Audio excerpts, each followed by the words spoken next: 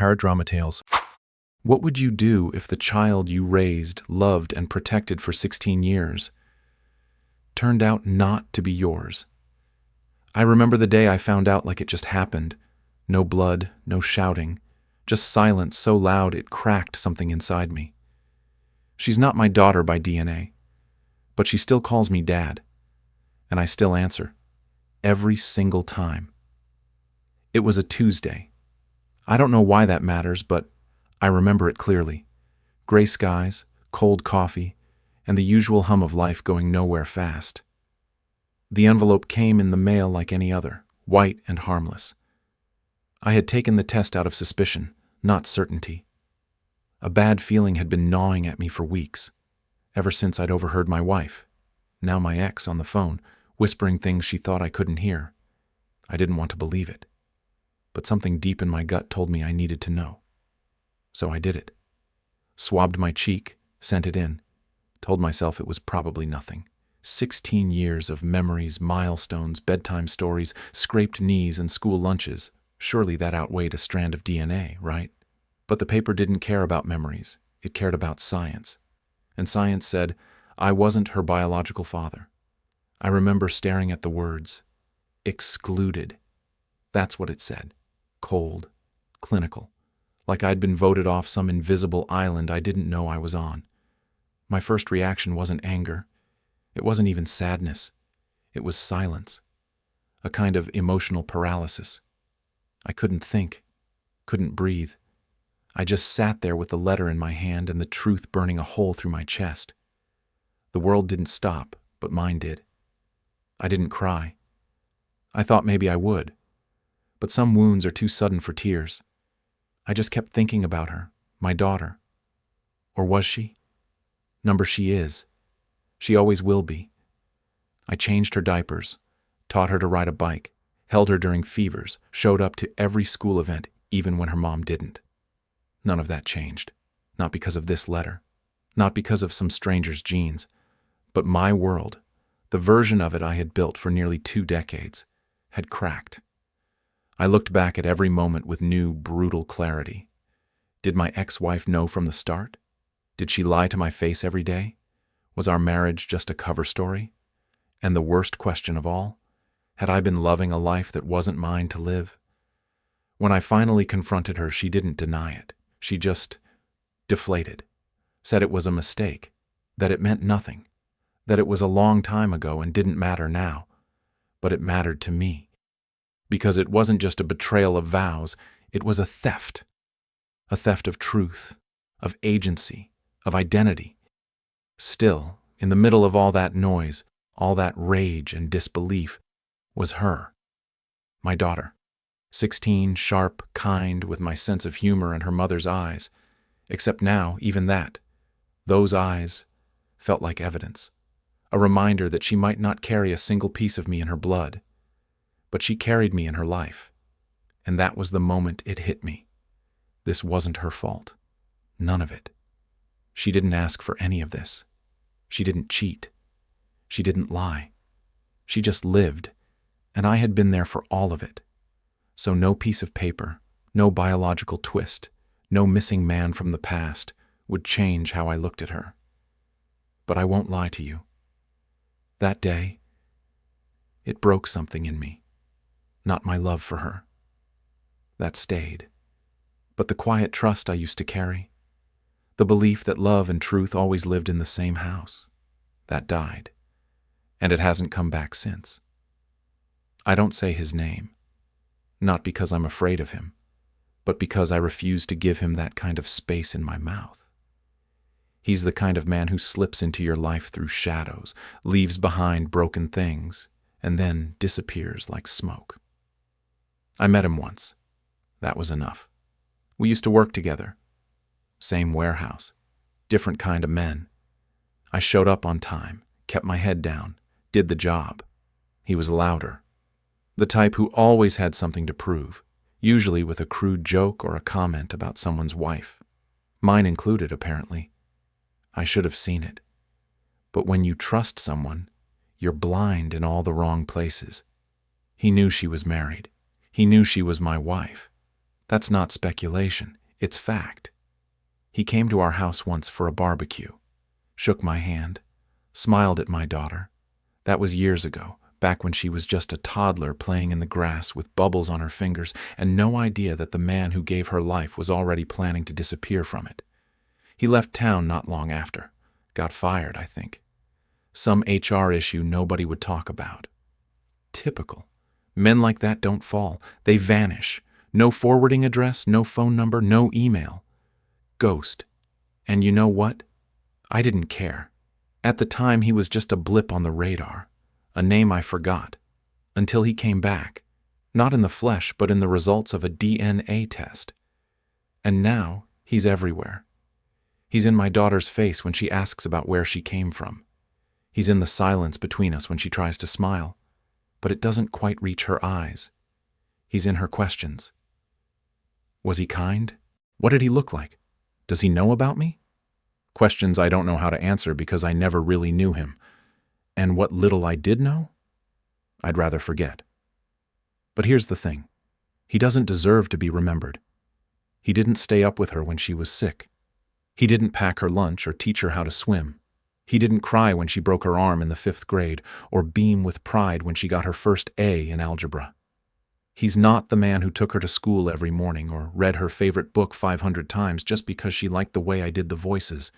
He's just DNA, a donor, nothing more. And yet somehow, he still haunts us. My daughter wants to know him, not because she loves him, but because part of her needs to understand who she is. I get that.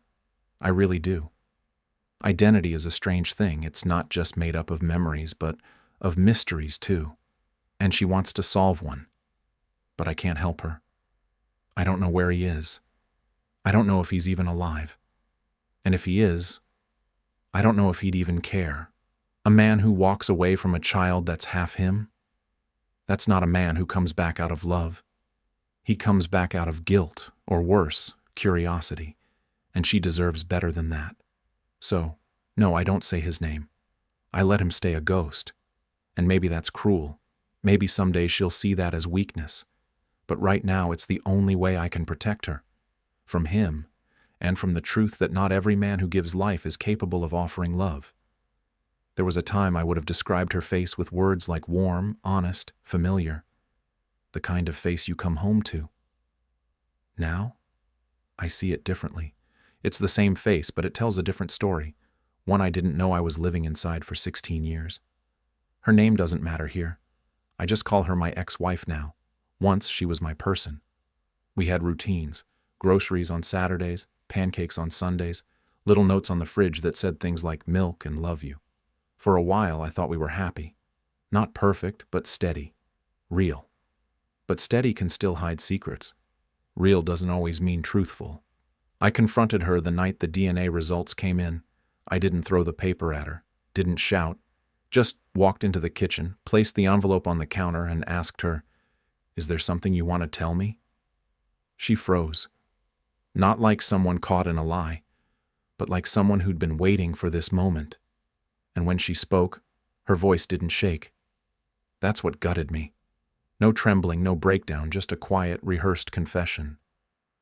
"It was a long time ago," she said. "It was a mistake. It didn't mean anything." Didn't mean anything? 16 years of my life were built on that mistake. Every decision we made about schools, family trips, birthday parties, was I the only one who didn't know we were living a lie? She said she didn't tell me because she didn't want to lose me. But it's not the cheating that broke me. It's the silence.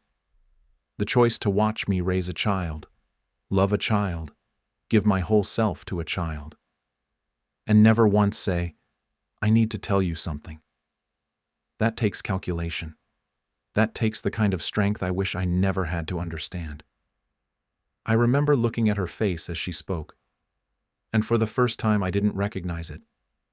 Same eyes, same lines around the mouth, same voice that used to whisper, "I love you" in the dark. But all I saw was a stranger who let me love a child under false pretenses, who watched me become a father and never once thought I deserve the truth. And still, here's the part that hurts the most. I don't hate her. I want to. Lord, I want to. But there's a part of me, buried deep under the betrayal and the bitterness, that still remembers the woman she was before the lies. The one who held my hand during hard times, who cried when we brought our daughter home from the hospital, even if she knew the whole time she wasn't mine. Maybe she loved me once. Maybe she just loved the idea of what I gave her. A safe home, stability, someone who never questioned her loyalty until it was too late. We don't talk much now. Joint custody means we trade schedules, text about doctor appointments, nod in silence during school events. Her face is still the same. But now it's the face of a closed door. One I don't knock on anymore. Sometimes my daughter looks at me with that same expression.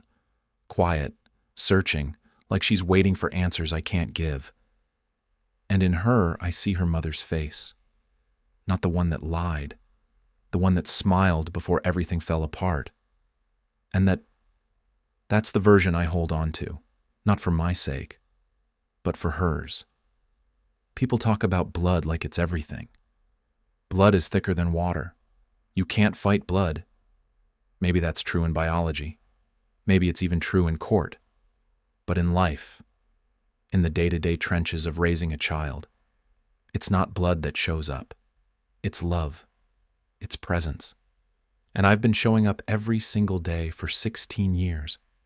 From the moment they handed her to me in that hospital room, red-faced, squirming, screaming like she already had something to say, I was gone.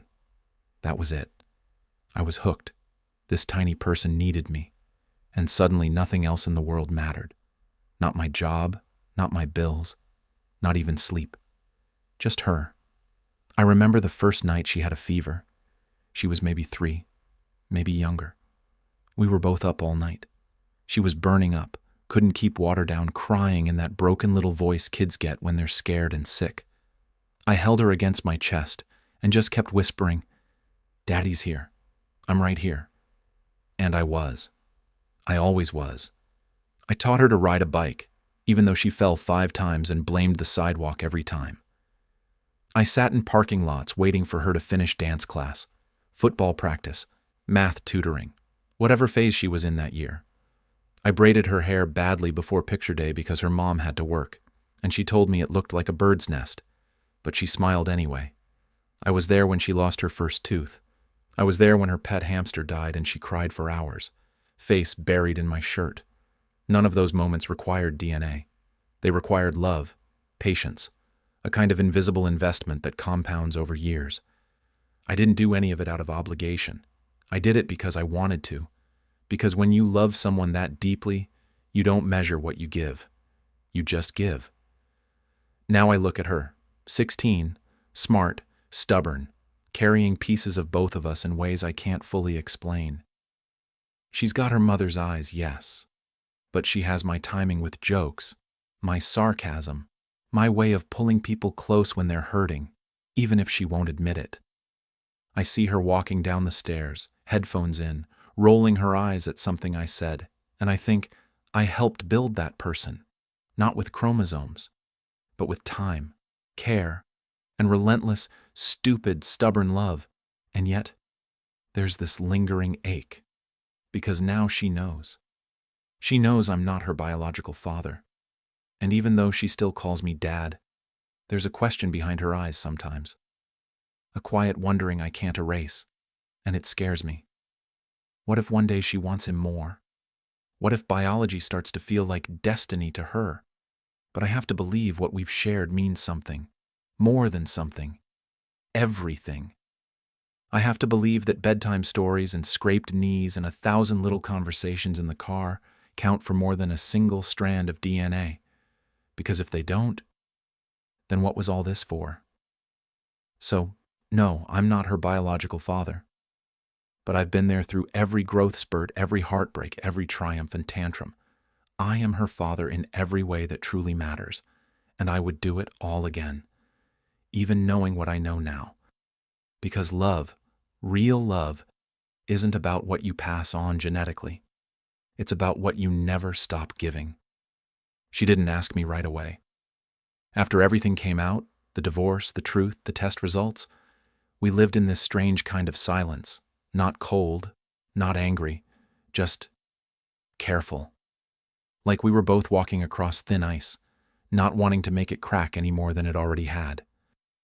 Then one night, she came into the living room, sat down on the couch next to me and asked, "Do you know where he is?" She didn't say who. She didn't need to. I knew exactly who she meant. And suddenly I felt like I couldn't breathe. I paused, not because I was trying to lie, but because I didn't know how to answer without breaking something, inside her or inside me. So I stalled. I said, "What brought this up?" Even though I already knew. She shrugged, like it was nothing, but her voice cracked a little. "I was just wondering. I mean, he's out there, right? Somewhere?" She wasn't angry. She wasn't dramatic. She didn't accuse me of hiding anything or demand I fix it. That's what made it worse. She asked it like a girl trying to put together a puzzle with too many missing pieces. Quiet. Software hopeful. And I hated him for that. I hated that he got to be this mystery. This undefined shape in her life that she could still imagine as something good, something pure. He'd done nothing but vanish. And yet somehow he still had a hold on her. That's the power of absence. It lets people dream. I told her the truth. What little I knew. That I didn't know where he was. That he'd left a long time ago. That her mother couldn't reach him either. That he wasn't exactly the kind of man who leaves a trail. I kept my voice calm, steady, like I wasn't shaking on the inside. Then she asked the one thing I wasn't ready for. "Would you ever try to find him?" It hit me in the gut. I looked at her, and in that moment all I could see was the little girl who used to crawl into my lap when she had nightmares, the one who called me daddy when she couldn't say much else, the one who once told me, "When I grow up, I want to marry someone just like you." And now she was asking me if I'd help her find someone who'd never done a damn thing for her.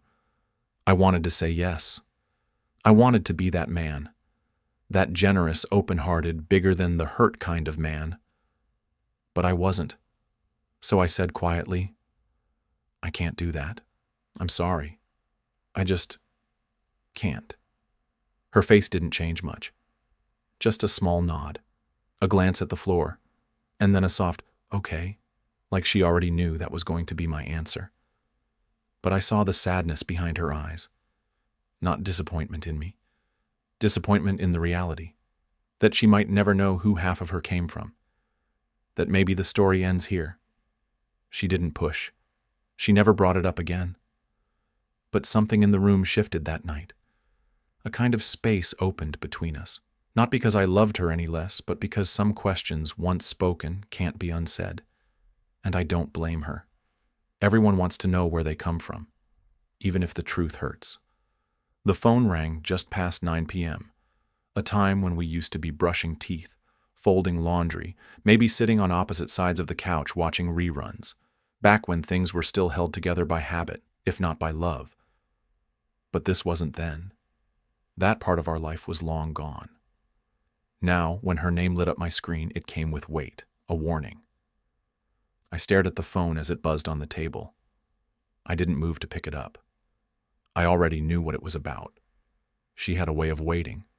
5 rings, then 6, then voicemail. I could almost hear her pacing before she called again. I didn't answer that time either. I didn't need to. I could already hear her voice in my head, sharp, exasperated, always just one sentence away from accusation.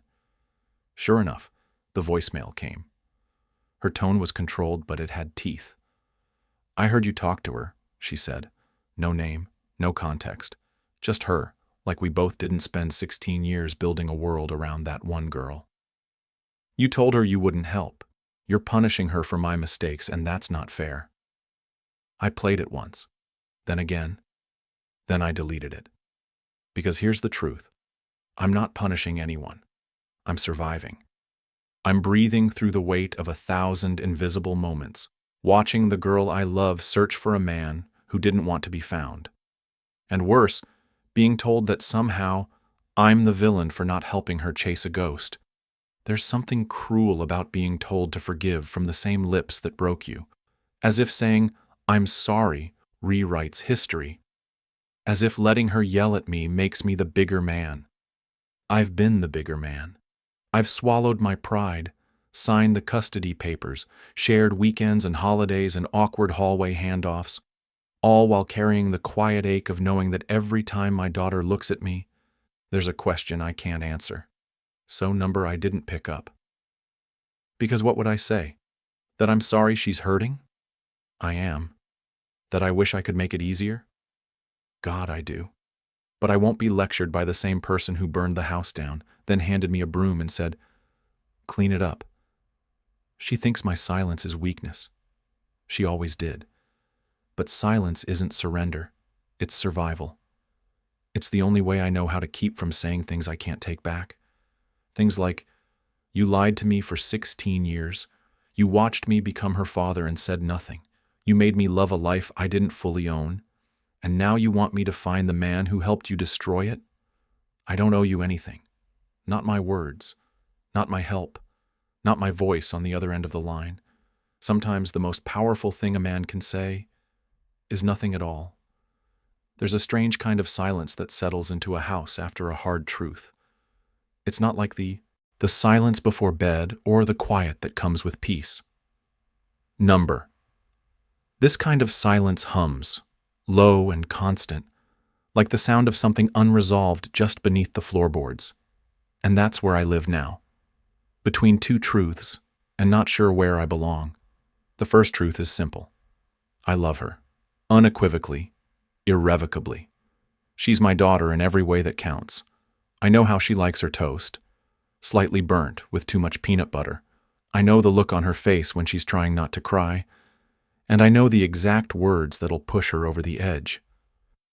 I know what music makes her dance in the kitchen, and what movies make her fall asleep halfway through. I know her like you only know someone you've raised with your own hands and heart. But then, there's the second truth. I'm not her biological father, and no matter how much I try to push that fact aside, it doesn't move. It stays. Like a crack in the foundation, small, but enough to make you wonder how long the house can stand. I catch myself watching her sometimes, wondering what parts of her I'll never understand. What pieces belong to him, the man who disappeared, and not to me. I see it in her questions, in the way she looks out the car window a little longer than she used to. I see it in the shift, subtle but present when I talk about our past, and she pauses before agreeing, as if she's wondering which past really belongs to her. And the worst part? I don't blame her. She's allowed to wonder. She's allowed to want answers. Identity isn't just built on love. It's also built on history, and half of hers is missing. I can't fill in that part, no matter how badly I want to. So I stand here, torn, not by anger, not even by betrayal anymore, but by fear. What if I'm not enough? What if someday she goes looking for him, and he gives her just enough smiles, just enough answers to make her wonder if she's been missing something all along? What if he becomes more than just a name she asks about? What if he becomes someone she chooses? Because the truth is, when it comes to parenthood, love isn't ownership. It's not guaranteed. It's a choice, a fragile, ongoing, everyday kind of choice. And every day, I wake up hoping she'll keep choosing me. I never imagined I'd have to fight to stay her father, not against the law or against another man, but against time and blood and unanswered questions. But here I am, holding steady in the space between what I gave and what I'll never be able to give. Some nights, I think about telling her all of this, just laying it bare, saying, "I'm scared, I'm tired, but I love you more than anyone ever will." But I never do, because that's not her burden to carry. That's mine. So I smile when she walks into the room. I ask how school went. I pretend like everything is just as it was, even though I know it's not. Even though some days I feel like a placeholder for a man who never showed up. Still, I stay, because I'd rather be the man who stayed in the shadows of her doubt than the one who disappeared in the light of her hope. There are words I've kept locked inside for years, not because I don't feel them, but because saying them out loud would make them too real. And once something is spoken, you can't take it back. You can't pretend it was never there. So I write them sometimes, in my head, in the margins of a newspaper, on the back of an old receipt I find in the truck. Not for anyone to read, especially not her, but because they have to go somewhere. These are the things I'll never say. I'll never tell her how often I wonder if she sees me differently now. Since the truth came out, there's a quiet distance I don't know how to cross. I still get the hi, Dad, and the love you before bed, but there's something underneath it now. A weight, a hesitation. Maybe it's mine, maybe it's hers, maybe it belongs to both of us. I'll never tell her that some nights I sit in the living room after she's gone to bed and scroll through old photos, just trying to remember what it felt like before the DNA test, before the questions, before the ghost of another man entered our home without ever knocking. I'll never tell her that when she smiles just like her mother, I flinch a little inside. Not because I don't love her smile, but because it reminds me of a version of love that lied to me for 16 years. I'll never tell her that part of me feels like a stand-in now, like a substitute teacher who showed up for the whole year, only to be replaced by the real one the day before graduation. And I'll never tell her that I'm afraid. Afraid that one day, when she's older and ready to dig, she'll find him. And if he turns out to be charming, even just for an hour, that it'll be enough to shift something. That he'll get a seat at the table I built with my bare hands. But I won't say any of this, because none of it is her fault. She didn't choose to be born into secrets. She didn't ask to carry the confusion that adults handed her in whispers and half-truths. She just wants to know where she came from. And no part of me, no part, wants to make her feel guilty for that. So I keep these thoughts tucked away, like letters I'll never send. What I do say are the small things, the everyday things. You did great today. Dinner's on me. I'm proud of you. And when she leaves the room, I whisper one more. Please don't forget me. Not because I think she will, but because love, when tested like this, sometimes needs to hear itself out loud. Still, I know better than to make her carry my fears. That's not what fathers do. We're supposed to be strong, right? The quiet, steady presence, the one who shows up whether he's thanked or not. That's the job. And I've taken it seriously from the start. Even now. Even knowing she's not mine by blood. Because love doesn't always need to be spoken to be real. Sometimes the deepest love is the one you carry quietly. The one you never force someone to choose. The one you never ask to be repaid. And the one you never stop giving. Even if, someday, you're asked to let it go. I don't know what the future holds. I don't know if one day she'll go looking for him or if she'll find him or what she'll feel if she does. Maybe she'll come home afterward and tell me everything. Or maybe she won't. That's her choice, her journey. But I do know this. If she ever calls me, whether she's 17 or 47, I'll answer. If she ever needs someone to walk her down the aisle, I'll be there. If life knocks her down and she needs someone to stand beside her quietly until the storm passes, I'll show up. No questions asked. Because fatherhood isn't about being first. It's not about biology or last names or who shares whose smile. It's about who stays, who shows up, who never stops choosing you, even when it hurts, even when no one's clapping, even when the role is quiet and thankless and full of questions you can't answer. She may carry another man's blood, but she carries my heart, and that's more than enough for me. So to the fathers out there who didn't get there by DNA, but by diaper changes, science projects, broken curfews, and late-night talks, I see you. You're real. You matter. You're not second place. You're the ones who built something without ever needing credit. And if this story found you, if it echoed something buried deep in your chest, then don't walk away from it. Sit with it, feel it, and maybe, just maybe, share it. Because stories like these aren't just about loss or betrayal. They're about what we choose to hold on to and who we refuse to let go of. If this touched something in you, stay a little longer. Subscribe. Watch the next story. Somewhere out there, someone else is carrying a truth too heavy to say out loud, and maybe, just maybe, they need to know they're not alone.